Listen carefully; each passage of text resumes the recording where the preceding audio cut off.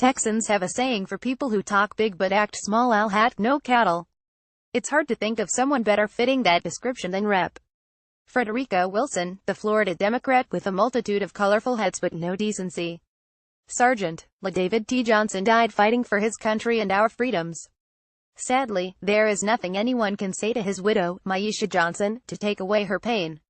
Even a president who could movingly express the American people's sense of loss, think President Ronald Reagan's speech after the Challenger space shuttle disaster, couldn't restore family members' personal loss. President Donald Trump tried and didn't succeed with Ms. Johnson. Neither is to blame. She had just received the worst news imaginable. He wasn't trained for such a difficult task. But why is Big Hat Wilson involved? She said she was horrified by what the president said. Of course, she's a liberal activist. Anything he said would have horrified her. It's hardly news when she trashes the president. In fact, she is an experienced practitioner in the politics of demagoguery. The rhinestone cowgirl took advantage of an earlier tragedy, the shooting of Trayvon Martin, to score political points. No one benefited from her attempt to exploit his unfortunate death. Now, she's using the same tactic again, only this time taking advantage of the death of American soldiers confronting terrorists in the nation of Niger. They were there on the sort of mission that has become increasingly common under Presidents George W. Bush, Barack Obama, and Donald Trump. No one likes putting U.S. military personnel in harm's way. For a president, there is no tougher decision. And if anything goes wrong, the president is going to be blamed. But we all know the world is a dangerous place. Better to stop terrorists early than allow them to destroy foreign societies before moving on to strike America. Even if the rhinestone cowgirl could not avoid hearing the call, it's outrageous that she make political hay out of it. She should know better. White House Chief of Staff John Kelly said he was stunned. "I thought that at least that was sacred, like most Americans." He remembers, he said, "As a kid growing up, a lot of things were sacred in our country. Women, life, religion, as well as Gold Star families.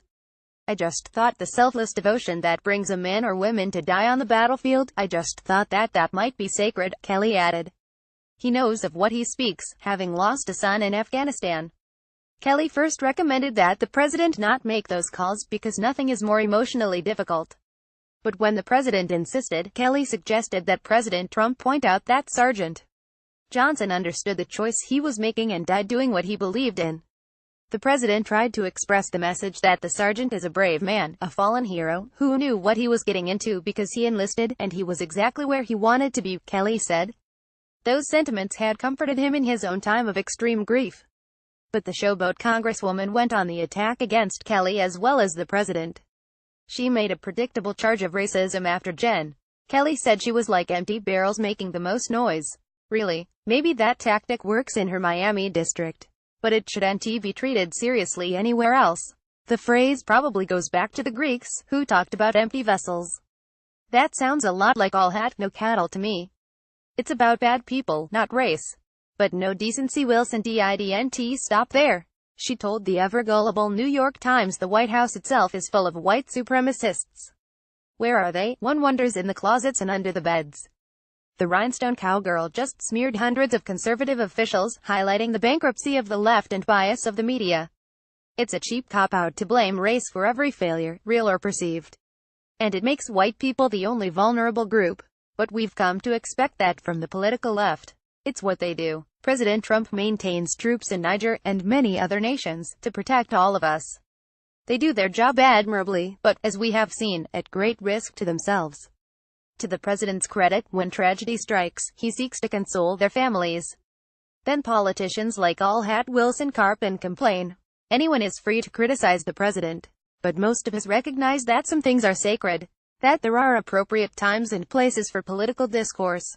Why can't liberals like the rhinestone cowgirl do the same?